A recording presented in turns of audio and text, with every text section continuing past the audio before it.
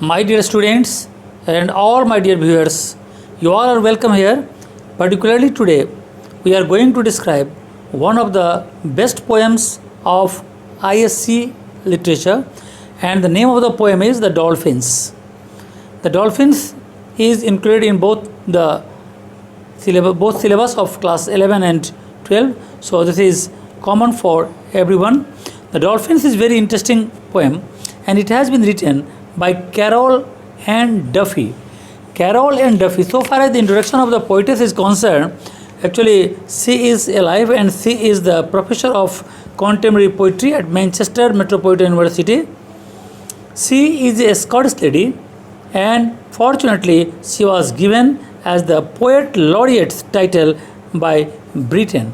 So in Britain she got the title of Poet Laureate, means official poet, and she is the first woman who got this particular title. So she is very much qualified. Particularly in this poem, The Dolphins, she has described about the life of a dolphin and what type of condition occurs with the dolphin when they are put into some confined places. So we are coming to this point, but before starting this, let us have a small aspect about the poem. Actually, the poem is a monologue in which only one dolphin is the speaker. However, this dolphin represents the entire dolphin of that very pool, but only one dolphin is the speaker, and the speaker is a dolphin. Particularly in this poem, we will see that it is about the abuse of wildlife. जंगली जानवर यानी इंसान को छोड़कर जितने भी wild life हैं उनको किस तरह से इंसान परेशान करते हैं इसके बारे में है, या ये कहें कि मैन और नेचर के बीच में जो एक दुश्मनी है उसके बारे में है. ये पोएम एक्सप्लॉयटेशन ऑफ एनिमल्स को लेकर लिखा गया है. तो हम लोग देखेंगे इस पोएम को. चलते हैं इसके लाइन को देखते हैं. Actually it has been written in 4 stanzas and each and every stanza is consisted of 6 lines. So 24 lines का ये पोएम है और कोई पर्टिकुलर राइम पैटर्न भी इसमें फॉलो नहीं किया गया है. तो लेकिन थीम इसका बहुत ही डीप है. देखते हैं पोएटेस क्या कहती है. तो पहले मैं कह दिया कि इसका स्पीकर जो है वो एक डॉल्फिन है, और डॉल्फिन क्या सोच रही है. डॉल्फिन एक्चुअली इस पूरे पोएम में अपने लाइफ को कंपेयर करती है जब वो डॉल्फिन समुद्र में थी और जब अभी फ़िलहाल वो डॉल्फिन एक पूल में है, एक कॉन्फाइंड प्लेसेस में है, यानी एक छोटे से तालाब में है. तो इस दोनों दुनिया में उसका यानी उससे क्या अंतर दिखाई देता है, किस बात का उसको एक तरह से, तो इसी चीज़ को लेकर यहाँ पर लिखा गया है. So come to the line कहता है इसका, world is what you swim in और dance. It is simple, we are in our element but we are not free. So the speaker is a dolphin. Dolphin कह रही है यहाँ पर कि world is what you swim in और dance. ये दुनिया, वर्ल्ड इज मतलब वर्ल्ड का मतलब यहाँ पर वाटर वर्ल्ड से है. तो पानी की वो दुनिया जिसमें तुम तैरते हो या तुम डांस करते हो, ये बहुत ही सिंपल है. ये आगे वाली दुनिया यानी समुद्र की दुनिया की जैसी नहीं है. We are in our element. ये बात सच है कि हम लोग अपने एलिमेंट में, एलिमेंट का मतलब यहाँ पर वाटर को रिप्रेजेंट करता है. अपने एलिमेंट का मतलब समुद्र में भी पानी था और यहाँ भी पानी है, पानी दोनों जगह सेम है. तो ये कहता है we are in our element. तो if dolphin considers herself that she is the element of water, so she says here that कि हमारा एलिमेंट सेम है, वहाँ भी पानी था यहाँ भी पानी है, but we are not free. लेकिन प्रॉब्लम यह है कि वी आर नॉट फ्री. हम लोग जितनी आज़ादी हमें ओशन में थी उतनी आज़ादी यहाँ पर नहीं है. Outside this world you cannot breathe for long. अगर इस दुनिया से बाहर हमें रखा जाए, एक डॉल्फिन को अगर पानी से निकाल कर बाहरी दुनिया में रखा जाए, नेचुरल एटमॉस्फेयर में इधर बाहर, तो ज़्यादा देर तक जिंदा नहीं रह सकता. तो वही कहता है outside this world you cannot breathe for long. लंबे समय तक तुम सांस लेकर जिंदा नहीं रह सकते. The other has my hope. The other has my hope मतलब अदर का मतलब यहाँ अदर डॉल्फिन से है, दूसरे डॉल्फिन का भी मेरा ही हाल है, ऐसा ये डॉल्फिन स्पीकर कह रहा है. The others moment forms my that. दूसरे डॉल्फिन्स जो इस पॉन्ड में हैं, इस पूल में हैं, उनकी भी थॉट मेरी थॉट से मिलती है. And also mine. And there is a man and there are hopes. यहाँ पर तो एक आदमी है जो हम सबको कंट्रोल करता है। उसके हाथ में एक हुप है, हुप मतलब एक रिंग है, जिस रिंग में डॉल्फिन को अपना कर्तव्य दिखाना होता है। So there is a constant flowing guilt. इस जगह पर एक मैन है जो उसे कंट्रोल करता है हाथ में एक रिंग लेकर के, और there is a constant flowing guilt. उसके माइंड में हर समय शायद इस तरह का एक गिल्ट फील करता होगा कि जो काम वो कर रहा है वो गलत है। एक गिल्टी फीलिंग उसके दिमाग में आती होगी। तो पहला स्टेंजा इसका खत्म हो चुका है। पहले स्टेंजा में पोइट ने क्या कहा कि स्पीकर जो डॉल्फिन है वो क्या कहता है कि हमारी जो दुनिया है, ये प्रेजेंट दुनिया है, तालाब की दुनिया और समुद्र की दुनिया दोनों अलग है। वहाँ हम लोग आज़ाद थे, यहाँ पर आज़ाद नहीं है। यहाँ हमारे ऊपर एक आदमी का अंकुश है, एक आदमी है जो हमें कंट्रोल करता है, उसके हाथ में एक रिंग है और हम उसी के इशारे पर यहाँ पर नाचते हैं, गाते हैं, लेकिन हमारी आज़ादी यहाँ पर नहीं है। पोएट अपने दूसरे स्टेंजा में कहता है we have found no truth in these waters. तो डॉल्फिन स्पीकर कह रही है यहाँ पर we have found no truth in these waters. इस पानी में हमें कोई सच्चाई दिखाई नहीं देती। सच्चाई का मतलब है यहाँ पर नेचुरलिसी, यानी इस पानी में कोई नेचुरलिसी नहीं है बल्कि आर्टिफिशियलिटी ज़्यादा है इस वाटर में। No explanations tremble on our flesh. जैसे हमको मालूम होना चाहिए कि जो डॉल्फिन होती है, डॉल्फिन के शरीर पर एक सोनार सिस्टम होता है। सोनार सिस्टम का मतलब है कि दूर से ही, पानी से ही किसी आवाज़ को भांप जाती है। तो वो सोनार सिस्टम का जो समुद्र में यानी जहाज़ वगैरह में लगाया जाता है, वो सिस्टम उसके बॉडी पर होती है। लेकिन ये कहता है कि जब हमें अब यहाँ पर समुद्र से निकाल कर तालाब में डाल दिया गया है, तो यहाँ पर हमारे बॉडी में यानी हमारा सोनार सिस्टम किसी तरह का कोई सेंसेशन रिकॉर्ड नहीं करता। We were blessed.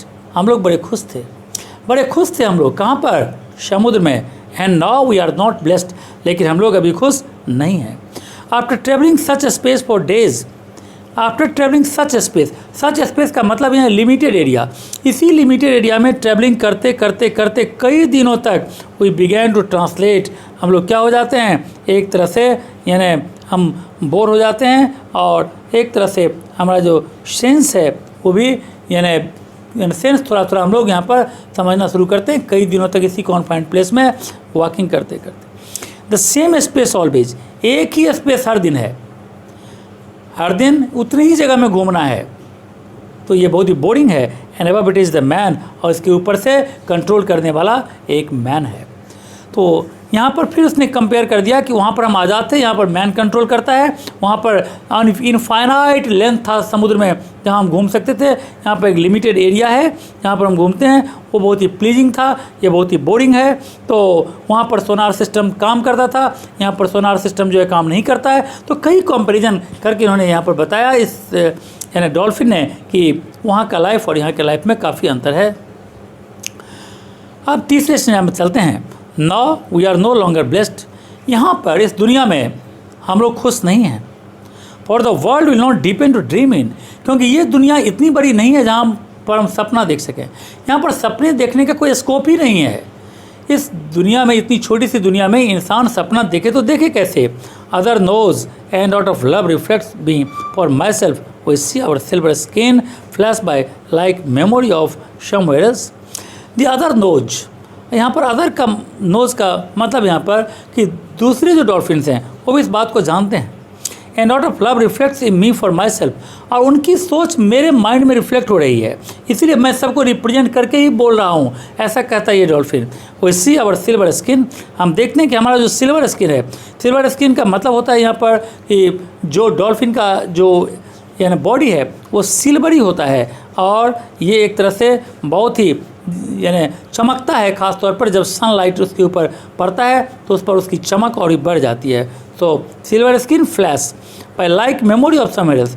तो मेरी जो ये सिल्वर स्किन है जो ख़ास तौर पर यानी फ्लैश करता है यानी समुद्र में सनलाइट में, वो हमें यानी करता था, वो हमें कहीं और की याद दिलाता है, मतलब समुद्र की याद दिलाता है कि कितना सुंदर था मेरा ये सिल्वर स्किन जिस पर सूरज की रोशनी पड़ती थी। समुद्र में वो एकदम पूरा यानी एक तरह से यानी चमकता रहता था। There is a coloured ball, लेकिन यहाँ क्या है, यहाँ तो एक कलर्ड बॉल है और कुछ भी नहीं। यानी ऐसा बॉल जो डॉल्फिन को दिया जाता है उसको करतब दिखाने के लिए, कलर्ड बॉल है। We have to balance. और हमें उस कलर्ड बॉल में क्या करना पड़ता है, करतब दिखाना पड़ता है, यानी बॉल के अंदर उसको घुसना पड़ता है, यानी तो वो एक तरह से, और कौन है ये, कब तक करना पड़ता है, जब तक उसको कंट्रोल करने वाला जो मैन है वो वहाँ तक प्रेजेंट है, तब तक उसको यानी उसी कलर्ड बॉल से खेलना है, यानी उसी के इशारे पर नाचना है। अपनी आज़ादी इसकी कुछ भी नहीं है। पोएट अपने चौथे स्टेंजा में कहता है, द मून हैज़ डिसअपियर्ड। जब समुद्र में थे तो मून दिखाई देता था, लेकिन यहाँ तो मून डिसअपियर्ड, मतलब मून यहाँ दिखाई नहीं देता, नो मून। लेकिन यहाँ पर मून के बदले क्या है, प्लास्टिक बॉल है। वहाँ नेचुरल मून दिखाई दे रहा था, मून की परछाई पड़ती थी समुद्र में, बड़ा सुंदर लगता था, लेकिन यहाँ तो सिर्फ उसका प्लास्टिक बॉल दिखाई दे रहा है। We circle well worn grooves of water on a single note. बस एक बार म्यूजिक हुई, जैसे म्यूजिक बजाया जाता है जहाँ पर करतब दिखाने वाले डॉल्फिन के लिए वहाँ पर प्लेइंग नोट्स प्ले किया जाता है, मतलब म्यूजिक बजाई जाती है। और जैसे ही म्यूजिक बजाई जाती है हम लोग क्या करते हैं, वी सर्कल, हम लोग घूमने लगते हैं। Well worn grooves, well worn grooves का मतलब है circling repeatedly in the pool, यानी उस तालाब में हम लोग रिपीटेडली घूमने लगते हैं और उसी एक म्यूजिक पर, music of loss for ever. लेकिन यहाँ पर इस म्यूजिक में कुछ भी आनंद नहीं है। वो म्यूजिक जो एक तरह से हमारी ज़िंदगी का था वो सदा सदा के लिए खो चुका है। From the other's heart which turns my own to stone. और मैं दूसरी डॉल्फिन की बात को सोचकर मेरा दिल पत्थर का हो जा रहा है। मैं जब दूसरी डॉल्फिन की तकलीफ़ को सोचता हूँ तो मेरा दिल पत्थर की तरफ बैठ जाता है। There is a plastic toy, क्योंकि यहाँ पर कुछ भी नहीं है। यहाँ पर अगर कुछ है तो है प्लास्टिक का खिलौना और कुछ भी नहीं। There is no hope. अब इससे निकलने का हमारे पास कोई रास्ता नहीं है। यहाँ कहता है we sink to the limits of the pool until the whistle blows. जब तक ये व्हिसल ब्लो होता रहेगा, जब तक ये व्हिसलिंग चलती रहेगी, हम लोग इस लिमिट्स ऑफ पूल में, इस तालाब के लिमिटेशन में हम लोग यहाँ पर डूबते रहेंगे। क्योंकि यहाँ पर कौन है, यहाँ पर है मैन, यहाँ पर इंसान जो सबसे खतरनाक जानवर होता है। There is a man and our mind knows. और हमारा दिमाग ये कहता है कि विल डाई हियर, यहाँ से बच निकलने का कोई रास्ता नहीं है और हमारी मौत भी इसी तालाब में अब होगी। हमारे लिए अब कोई रास्ता बचने का नहीं है। तो इस तरह से ये पोएम तो ख़त्म हो जाता है। तो इस पोएम में दो तरह का थीम हमने देखा। एक तरह देखा कि किस तरह इंसान डॉल्फिन की आज़ादी को छीनकर उसे अपने इंटरटेनमेंट के लिए या अपने रोज़गार के लिए यूज करता है। दूसरा है कि जब किसी व्यक्ति की आज़ादी छीन जाती है तो उसके ऊपर क्या असर होता है। इन दोनों चीज़ को लेकर, थीम को लेकर यहाँ पर इस पोएम को लिखा गया है। तो मुझे लगता है ये पोएम तुम्हें काफ़ी इंटरेस्टिंग और अच्छा लगा होगा। तो इस पोएम को अगर अच्छा लगा हो तो इसे लाइक करना और इसे शेयर करना, और अगर सब्सक्राइब ना किया हो इसे ज़रूर सब्सक्राइब करना। So thank you and God bless you.